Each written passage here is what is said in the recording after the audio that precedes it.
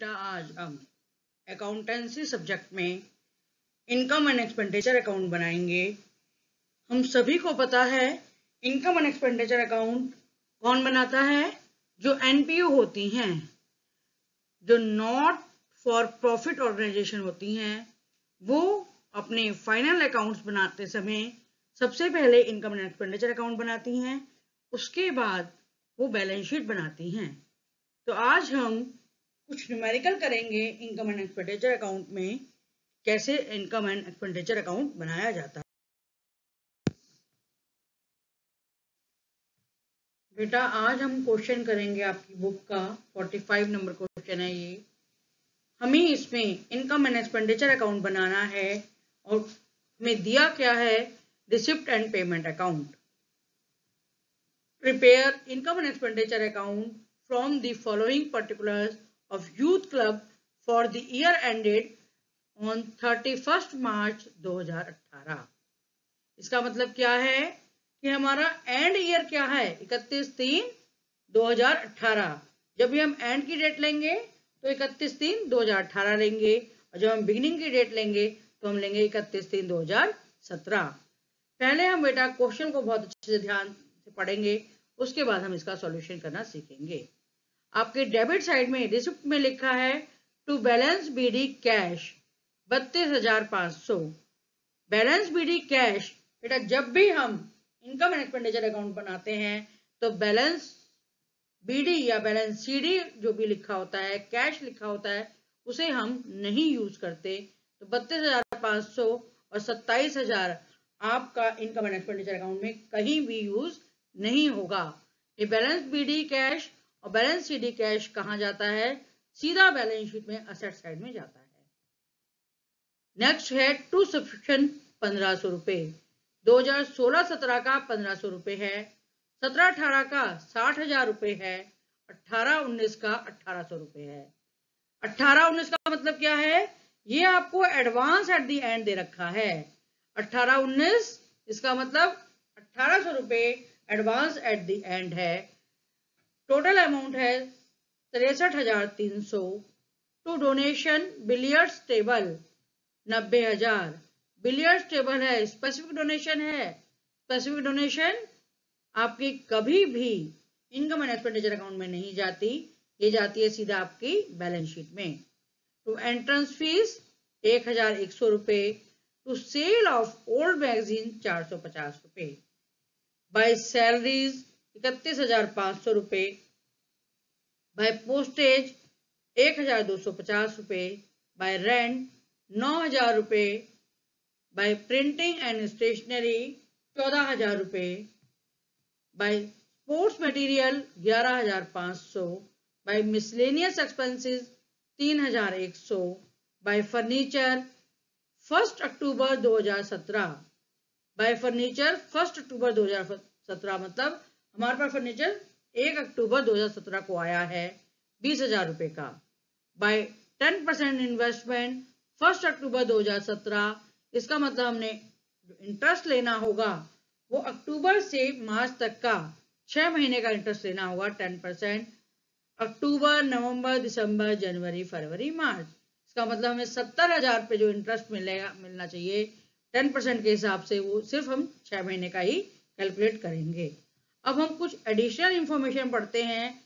Additional information जो में दे रखी हैं, सब्सक्रिप्शन आउटस्टैंडिंग एज एट 31 मार्च 2018 16,200। एज एट का मतलब बेटा होता है इस डेट को, 31 मार्च को। एट द डेट क्या लिखा है? At the date. At the date का मतलब क्या है? ऑन द डेट, इस डेट पर। इस डेट पर का मतलब क्या है? 31/3/2018 को। इसका मतलब क्या दे रखा है इस क्वेश्चन में हमें? आउटस्टैंडिंग एट द एंड कितना हो गया? 16,200 rupees. 1,200 is still in arrear for the year 16-17। Previous year था 16-17, अभी भी पिछले साल का एरियर पेंडिंग है 1,200 रुपए। 31/3/2000 को 1,200 रुपए स्टिल इन एरियर है, पिछले साल का अभी भी पेंडिंग है। हमें पिछले साल का मिला कितना है रिसिप्ट एंड पेमेंट अकाउंट में? 1,500 रुपए। पिछले साल का हमें कितना रिसीव हुआ 1500 रुपये, जिसमें से स्टिल पेंडिंग है तो ये हो गया आपका 1200 रुपये।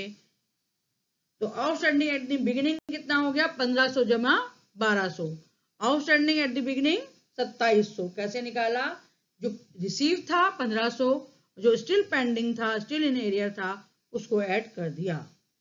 नेक्स्ट है value of sports material at the beginning and eight the and was 3000 and 4500 respectively. हम कैसे निकालते हैं वैल्यू कंज्यूम्ड आइटम्स की, cost of consumed items, opening balance plus purchase minus closing balance. आपने साल में 11500 की परचेज की थी, ओपनिंग बैलेंस था 3000, साल के शुरू में हमारे पास कितनी वैल्यू थी स्पोर्ट्स मटेरियल की in the beginning 3000, eight the and कितनी थी 4500, परचेज कितने की 11500 की।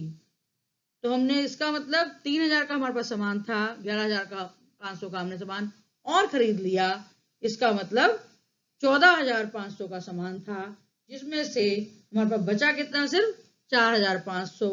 तो 14500 एंड में होना चाहिए था, लेकिन बचा कितना 4500। तो 14500 में से 4500 माइनस कर देंगे तो आपका क्या आएगा 10,000, जो कि आपकी है cost of sports material consumed. जितना मटेरियल पूरे साल में यूज हुआ उसकी वैल्यू है, उसकी कॉस्ट है, कंज्यूम्ड आइटम्स है, कंज्यूम स्पोर्ट्स मटेरियल है कितना 10,000। तो आपका जब भी इनकम एंड एक्सपेंडिचर अकाउंट बनाएंगे तो आप 10,000 अमाउंट लिखेंगे। डेप्रिसिएशन कितना है 10% पर एनम, पर एनम है मतलब पूरे साल का 10%। फर्नीचर कब आया हमारे पास अक्टूबर में, तो कितने महीने का हमने यूज किया उसे 6 महीने, 6 महीने यूज किया। तो इसका मतलब क्या हुआ, फर्नीचर को जब हम 6 महीने यूज करते हैं तो इसका मतलब हम 6 महीने का डेप्रिसिएशन निकालेंगे। बेटा डेप्रिसिएशन का मतलब ये है कि जितने दिन हमारे पास वो चीज रहती है, वो असेट रहता है, हम उतने दिन का ही उस पर डेप्रिसिएशन निकालते हैं। हमारे पास डेप्रिसिएशन कितने दिन का रहा 6 महीने का। कैसे 6 महीने, अक्टूबर, नवंबर, दिसंबर, जनवरी, फरवरी, मार्च, 6 महीने। तो 20,000 का पूरे साल का डेप्रिसिएशन कितना हुआ 10% के हिसाब से 2,000 रुपए। 6 महीने का कितना हुआ, आधा हो गया 1,000 रुपए। तो जब आप डेप्रिसिएशन लिखेंगे इनकम एंड एक्सपेंडिचर अकाउंट में तो आप 1,000 अमाउंट लिखेंगे। सैलरी और पोस्टेज और रेंट आदि में कोई भी एडिशनल इंफॉर्मेशन नहीं है तो हम इनको एज इट इज ही इनकम एंड एक्सपेंडिचर अकाउंट में उतार देंगे। तो यहां पेमेंट साइड थी, वहां कहां क्या आ जाएगी एक्सपेंडिचर साइड। सबसे पहले हम क्या लिखते हैं heading income and expenditure account for the year. For the year लिखा जाता है बेटा, for the year ended March 31, 2018। Debit side expenditure, credit side income. जो आपका क्वेश्चन में पेमेंट थी वो आपका एक्सपेंडिचर है और जो आपकी रिसिप्ट थी वो आपकी इनकम है। तो पेमेंट क्या थी, 2 सैलरीज, बाय सैलरीज लिखा था वहां, लेकिन यहाँ डेबिट है तो डेबिट का क्या लिखते हैं बेटा हमेशा 2 salaries 31,500। To sports material consumed, कितने का स्पोर्ट्स मटेरियल कंज्यूम था, अभी कैलकुलेशन की थी हमने 3,000 में 11,500 जोड़ा था और 4,500 माइनस किया था, अमाउंट आया था 10,000 रुपए। जो भी कैलकुलेशन आप करते हो उसे बेटा ब्रैकेट में करके दिखानी है, क्योंकि जब हमें चाहते हैं हम फुल फ्लैश नंबर 5 में से 5 नंबर मिले तो हमें एक एक स्टेप को क्लियर करना जरूरी है। टू डेप्रिसिएशन ऑन फर्नीचर कितना था 20,000 का 10% 6 महीने के लिए, 20,000 गुणा 10/100 गुणा 6/12, अमाउंट आ गया आपका 1,000 रुपए। पोस्टेज में कोई एडिशनल इंफॉर्मेशन नहीं है तो हम to postage 1,250 as it is लिख देंगे, टू रेंट 9,000 रुपए, टू प्रिंटिंग एंड स्टेशनरी 14,000 रुपए, टू मिसलेनियस एक्सपेंसेस 3,100 रुपए। इतना करने के बाद हम कहाँ आएंगे इनकम साइड में। इनकम साइड में सब्सक्रिप्शन हम कैसे निकालते थे, क्या टेबल थी हमारी, 2 चीजें ऐड होती थी, 2 चीजें माइनस होती थी। जो अमाउंट रिसीव होता था उसमें 2 चीजें ऐड होती थी और 2 चीजें माइनस होती थी। और अगर यहाँ पर मान लीजिए एडवांस इन द बिगिनिंग नहीं है तो आप उसे छोड़ देंगे। यहाँ आपका क्या ऐड होगा, एट द एंड ऐड होगा और बिगिनिंग माइनस होगा, एडवांस एंड माइनस होगा।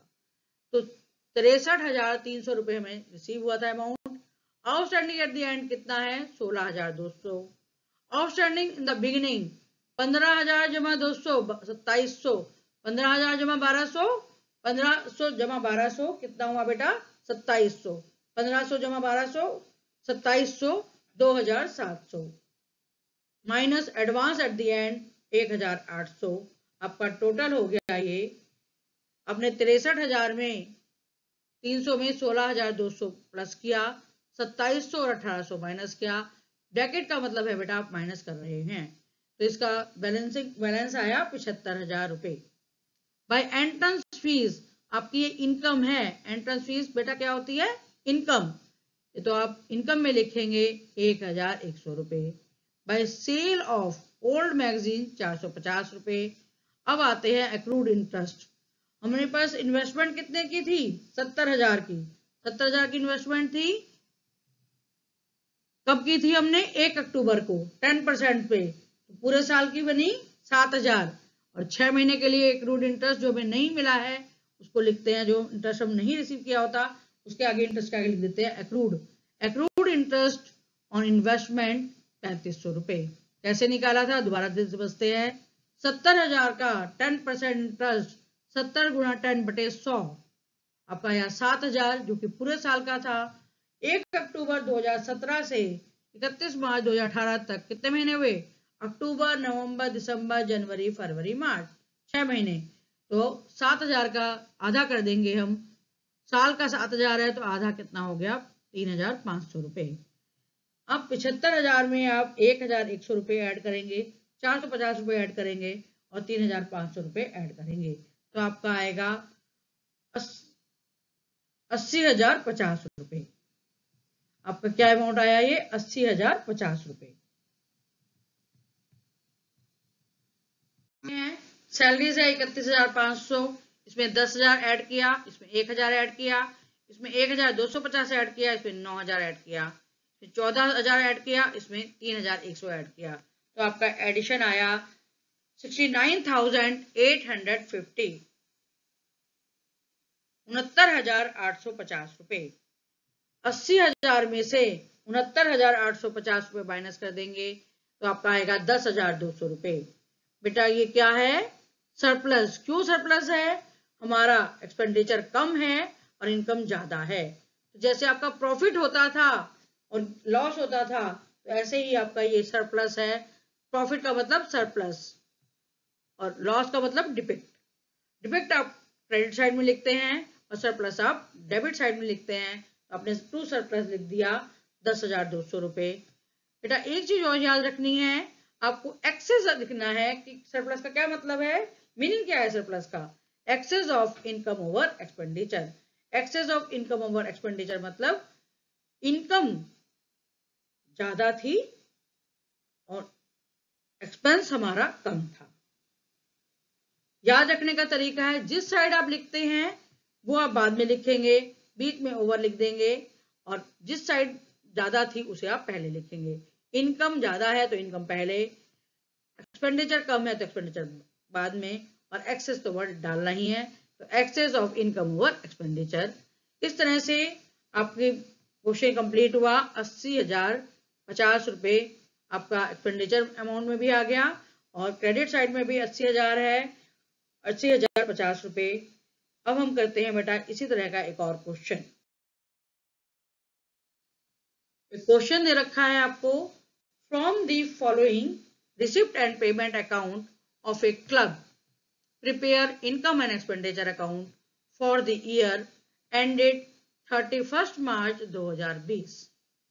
डेबिट रिसिप्ट है, बैलेंस बीडी 9,000, सब्सक्रिप्शन 2018-19 10,000, 19-20 52,000, 20-21 4,000। बेटा जब इस क्वेश्चन को देखा आपने तो आपको एक चीज लगेगा डिफरेंस है। क्या डिफरेंस है? डेबिट में कहीं भी टू नहीं लिखा, to balance, to subscription, to sale, to government grant, to interest, और क्रेडिट में कहीं भी बाय नहीं लिखा। मतलब यही है, अगर क्रेडिट है तो बाय है, अगर क्वेश्चन में लिखा है तो भी ठीक है, नहीं भी लिखा तो आप बिल्कुल भी कंफ्यूज मत होना, क्वेश्चन वही है, डेबिट का मतलब टू, क्रेडिट का मतलब by. By rent, by investment, by honorarium, by machinery, by balance CD. जब भी आप इनकम एक्सपेंडिचर अकाउंट बनाएंगे, बैलेंस बीडी और बैलेंस सीडी नहीं लिखेंगे। अब कुछ इंफॉर्मेशन है वो समझ लेते हैं हम। क्या additional information? The club had 60 members, each paying an annual subscription of 1000। Subscription 5000 were still in arrear for the year 18-19। 60 members हैं, 1000 रुपए पेमेंट करते हैं पर ईयर, तो टोटल कितनी पेमेंट हो गई? 60,000 रुपए।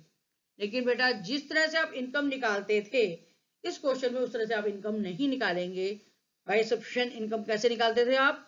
Bye subscription amount received plus outstanding at the end, advance at the beginning minus outstanding at the beginning minus advance in the end. तो आपके पास ऐड करने के लिए इस क्वेश्चन में कुछ भी नहीं है। आउटस्टैंडिंग एट द एंड नहीं दे रखा हमें, एडवांस एट द बिगिनिंग नहीं दे रखा हमें। तो आप इस क्वेश्चन को अपने पुराने मेथड से ना करके आप इस तरह से करेंगे कि 60 मेंबर्स ने 1000 रुपए दिए हैं, तो टोटल कितना सब्सक्रिप्शन रिसीव कर लिया? 60,000 रुपए। जिससे 5000 जो स्टिल पेंडिंग था इसका भी यूज नहीं होगा, सिर्फ इतनी ही लाइन का यूज होगा कि 60 मेंबर्स ने 1000 रुपए पे किए, तो कुल कितना पेमेंट किया? 60,000 रुपए। On 31 March 2020 prepaid rent was 4000 रुपए। 4000 रुपए प्रीपेड रेंट है। रेंट में से प्रीपेड रेंट क्या होगा? माइनस होगा। हमेशा याद रखो प्रीपेड माइनस होता है, आउटस्टैंडिंग प्लस होता है, प्रीपेड माइनस होता है। तो अगर आपके पास रेंट इस क्वेश्चन में 29,000 है तो प्रीपेड माइनस हो गया तो आपका अमाउंट आएगा 25,000।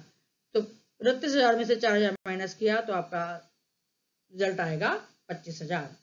नेक्स्ट लाइन है interest was accrued on investment amounting to 1,000। हमें इंटरेस्ट कितना दे रखा है क्वेश्चन में? 4,000 रुपए हमें ओनली पहले से ही रिसीव हो चुका है। इंटरेस्ट और इन्वेस्टमेंट हमें रिसिप्ट एंड पेमेंट अकाउंट में दे रखा है 4,000 रुपए। एक्रूड इंटरेस्ट ऐड होगा। क्यों ऐड होगा? एक्रूड का मतलब जो इंटरेस्ट मिलना चाहिए था मिला नहीं है। मिलना चाहिए था इसका मतलब उस साल की रिसिप्ट में होना चाहिए था, उस साल की इनकम में होना चाहिए था। इसका मतलब 4,000 में 1,000 हम जोड़ देंगे, हमारी इनकम कितनी हो जाएगी इंटरेस्ट की? 4,000 जमा 1,000 5,000 रुपए। The club had machinery amounting 80,000 on 1 अप्रैल 2019। 2019 को क्लब के पास 80,000 की मशीनरी थी जिसकी डेप्रिसिएशन थी 10% पर एनम। 80,000 की ऑलरेडी उसके पास मशीनरी थी और 40,000 की उसने 1 दिसंबर 2019 को खरीद ली। 4 महीने के लिए उसने खरीद ली। 80,000 की पहले से थी तो डेप्रिसिएशन बेटा 80,000 पे भी लगेगा और 40,000 पे भी लगेगा। लेकिन लगेगा कैसे? 80,000 का 10%, डेप्रिसिएशन कितना है? 10%। पूरे साल का निकालेंगे तो 80,000 गुणा 10/100 जो कि आपका आया 8,000। 40,000 की जो मशीनरी थी 1/12/2019 को हमने खरीदी थी। हमारे पास कितने महीने के लिए रही? दिसंबर, जनवरी, फरवरी, मार्च। हमने कितने महीने के लिए यूज किया उस मशीनरी को? 4 महीने के लिए। इसका मतलब डेप्रिसिएशन कितने महीने का निकलेगा? 4 महीने का। 4 महीने का डेप्रिसिएशन कैसे निकलेगा? 40,000 गुणा 10/100 गुणा 4/12। आपका इसको कैलकुलेट करेंगे तो आंसर आएगा 1,333 रुपए। इस तरह से डेप्रिसिएशन कुल हो गया 9,333 रुपए। अब हम इस क्वेश्चन को सॉल्व करने की कोशिश करेंगे।